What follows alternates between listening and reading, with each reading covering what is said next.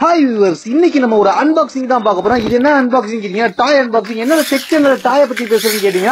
நம்ம இதை வீடியோ போடுறோம் நம்ம சொல்லியிருந்தோம். ஏன்னு கேட்டீங்கன்னா நம்ம டெக் நியூஸ் பேசும்போதே சொல்லியிருந்தோம்.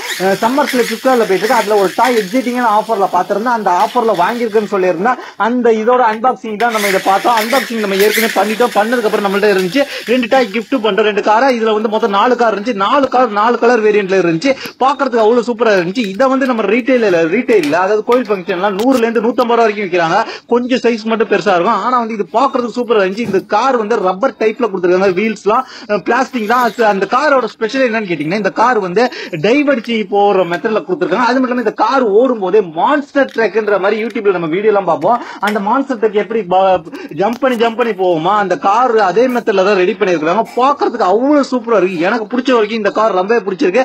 இதே போல டாய்ஸ் நம்ம எக்ஸைட்டிங்கா ஆஃபர்ல நம்ம கிடைச்சதுனால போட்டிருந்தோம். அது போல நம்ம வாட்ஸ்அப் சேனல்லையும் நம்ம டெலிகிராம் சேனலையும் ஷேர் பண்ணிருந்தோம். அதனால நிறைய பேர் அதை பார்த்து பர்ச்சேஸ் பண்ணிருக்காங்கன்னு நான் நினைக்கிறேன்.